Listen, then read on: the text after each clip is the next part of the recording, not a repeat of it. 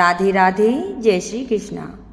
आज मैं आपको सुनाने जा रही हूँ आषाढ़ महीने में आने वाली सकट चतुर्थी की कथा।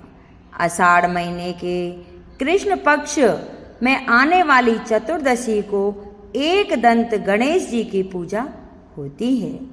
इस दिन सुबह जल्दी उठकर स्नान कर साफ सुंदर वस्त्र धारण करें और एक दंत गणेश जी का मन ही मन ध्यान करें और इस व्रत का संकल्प करना चाहिए। और साथ ही गणेश जी भगवान से यह भी प्रार्थना करें कि हे गणेश जी, मैं आपके इस व्रत का संकल्प करता हूँ, आप मुझ पर कृपा करें जिससे इस व्रत को पूरा कर सकूं।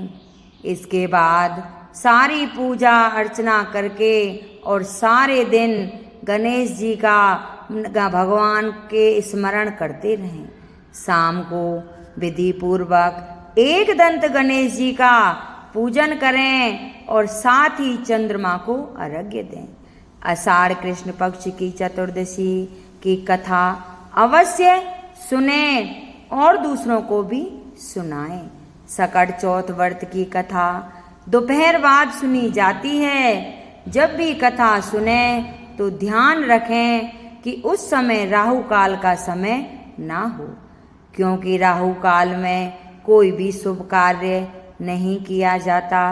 सकट चौथ का व्रत करने से अपने सुहाग की प्राप्ति होती है और संतानहीनों को संतान की प्राप्ति होती है और निर्धन को निर्धन की प्राप्ति होती है।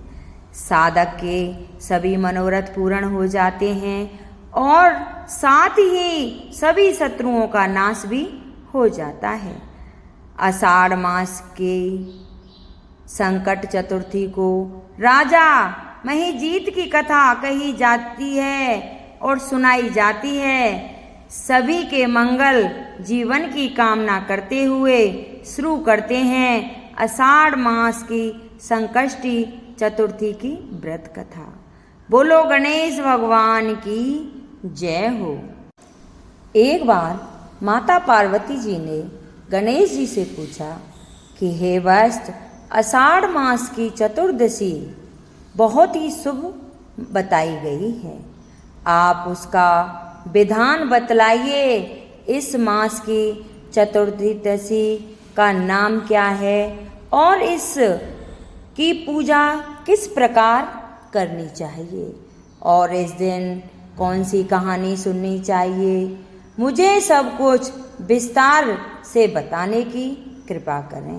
तो गणेश जी ने उत्तर दिया कि हे माता, पूर्व काल में इस प्रश्न को युधिष्ठिर ने श्री कृष्ण भगवान से पूछा था और श्री कृष्ण भगवान ने कहा था, जो आज मैं आपको बतलाता हूँ, ध्यान पूर्वक सुनो। यह कहकर गणेश जी ने पार्वती जी को बताना शुरू किया कि भगवान श्री कृष्ण ने युधिष्ठिर से कहा कि हे राजन, श्री गणेश जी का पूरा इतिहास मैं तुमको आज कह सुना रहा हूँ, सो ध्यान से सुनिए। हे कुंती पुत्र, आषाढ़ कृष्ण पक्ष की चतुर्दशी को गणेश जी का नाम लेकर लंबोदर का पूजन करना चाहिए और पूजन विधि विधान से करना चाहिए। इस दिन राजा महिजीत की कथा सुननी चाहिए। मैं आपको कथा सुना रहा हूँ, सो ध्यान पूर्वक सुनो। यह कहकर भगवान श्री कृष्ण ने युधिष्ठिर को आषाढ़ माह की संकट चतुर्थी की कथा सुनाई। हे राजन, द्वापर युग में महिष्मती नगरी का महिजीत नामक राजा था। वह बड़ा ही पुण्यशील और प्रतापी राजा था। वह अपनी प्रजा का पालन पुत्रवत करता था, किंतु संतानविहीन होने के कारण उसे राजमहल का वैभव अच्छा नहीं लगता था। वेदों में निसंतान का जीवन व्यर्थ माना गया है, यदि संतान वहीन व्यक्ति अपने पितरों को जल दान देता है तो उसके पितृगण उस जल को गर्म जल के रूप में ग्रहण करते हैं। इसी उपयोग में राजा बहुत ही समय व्यतीत हो गया। उन्होंने पुत्र प्राप्ति के लिए बहुत से दान यज्ञ आदि किए, फिर भी राजा को पुत्र रत्न की प्राप्ति नहीं हुई। जवानी ढल गई और बुढ़ापा आ गया, किंतु वंश वृद्धि ना हुई। तदनंतर राजा ने विद्वान ब्राह्मणों और प्रजाजनों से संदर्भ में परामर्श किया। राजा ने कहा कि हे ब्राह्मणों तथा प्रजाजनों, हम तो संतानहीन हो गए हैं, अब मेरी क्या गति होगी। मैंने जीवन में तो किंचित भी पाप कर्म नहीं किया। मैंने कभी अत्याचार द्वारा धन संग्रह नहीं किया। मैंने तो सदैव प्रजा का पुत्रवत पालन किया है तथा धर्मचारण द्वारा ही पृथ्वी पर शासन किया है। मैंने चोर डाकुओं को दंडित किया, इष्ट मित्रों के भोजन की व्यवस्था की, गौ ब्राह्मणों का हित चिंतन करते हुए सृष्टि पुरुषों का आदर सत्कार किया। फिर भी मुझे अब तक पुत्र न होने का क्या कारण है। विद्वान ब्राह्मणों ने कहा कि हे राजन, हम लोग वैसा ही प्रयत्न करेंगे जिससे आपके वंश की वृद्धि हो। इस प्रकार कहकर सब लोग युक्ति सोचने लगे। सारी प्रजा राजा के मनोरथ की सिद्धि के लिए ब्राह्मणों के साथ वन में चली गई। वन में उन लोगों को एक श्रेष्ठ मुनि के दर्शन हुए। वे मुनिराज निराहार रहकर तपस्या में लीन थे। ब्रह्मचारी के समान वे आत्मजित, क्रोधजित तथा सनातन पुरुष थे। संपूर्ण वेद विशारद एवं अनेक ब्रह्म ज्ञान संपन्न थे। महात्मा थे, उनका निर्मल नाम था। लोमस ऋषि था। प्रत्येक कल्पांत में उनके एक एक रोम पतित होते थे, इसलिए उनका नाम लोमस ऋषि पड़ गया। ऐसे त्रिकालदर्शी महर्षि लोमस के उन लोगों ने दर्शन किए। सब लोग उन तेजस्वी मुनि के पास गए। उचित संदर्भना एवं प्रणमादिक के मनमंतर सभी लोग उनके समक्ष खड़े हो गए। मुनि के दर्शन से सभी लोग प्रसन्न होकर परस्पर कहने लगे कि हम लोगों को सौभाग्य से ही ऐसे मुनियों के दर्शन हुए हैं। इनके उपदेश से हम सभी का मंगल हो सकता है। ऐसा निश्चय कर उन लोगों ने मुनिराज से कहा, हे ब्रह्म ऋषि, हम लोगों के दुख का कारण सुनिए।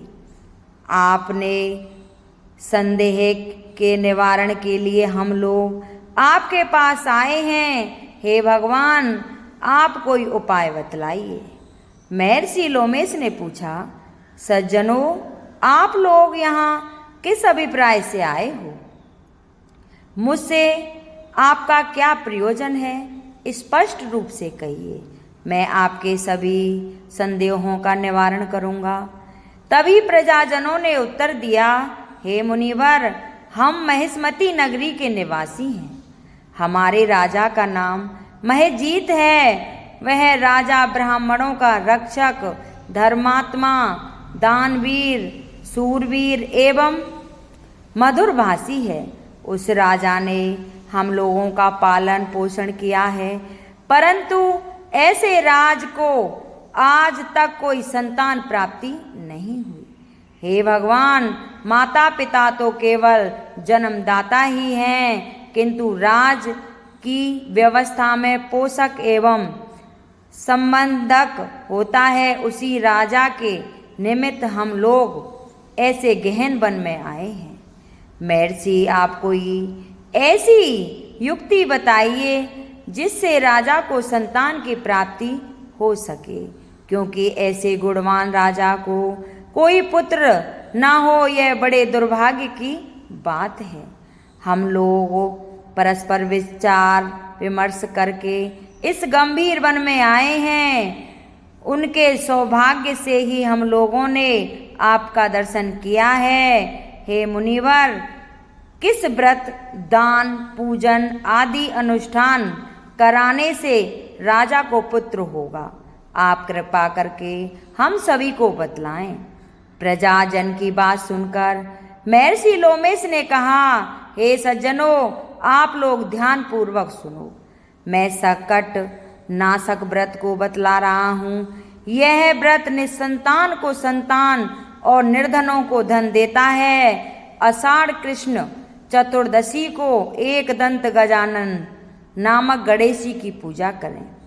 राजा व्रत करके श्रद्धायुक्त हो ब्राह्मणों को भोजन करावे और उन्हें वस्त्र दान करे। गणेश जी की कृपा से उन्हें अवश्य ही पुत्र की प्राप्ति होगी। महर्षि लोमेश की यह बात सुनकर सभी लोग करबद्ध होकर उठ खड़े हुए। नतमस्तक होकर दंडवत प्रणाम करके सभी लोग नगर में लौट आए। वन में घटित सभी घटनाओं को प्रजाजनों ने राजा से बतलाया। प्रजाजनों की बात सुनकर राजा बहुत ही प्रसन्न हुआ और उन्होंने श्रद्धा पूर्वक विविध गणेश जी चतुर्थी का व्रत करके ब्राह्मणों को भोजन वस्त्र आदि दान किया। रानी सुदीक्षणा को श्री गणेश जी की कृपा से सुंदर और सुलक्षण पुत्र प्राप्त हुआ। जो व्यक्ति इस व्रत को श्रद्धा पूर्वक करेंगे वे समस्त सांसारिक सुख के अधिकारी होंगे और समस्त सुख भोग कर अंत में वैकुंठ को जाएंगे। ये एक दंत गणेश जी की कथा थी। अगर किसी को अच्छी लगी हो तो लाइक सब्सक्राइब करें और ज़्यादा से ज़्यादा शेयर करें, जिससे सभी माता बहनों के पास ये कथा पहुंच जाए। बोल गणेश भगवान की जय।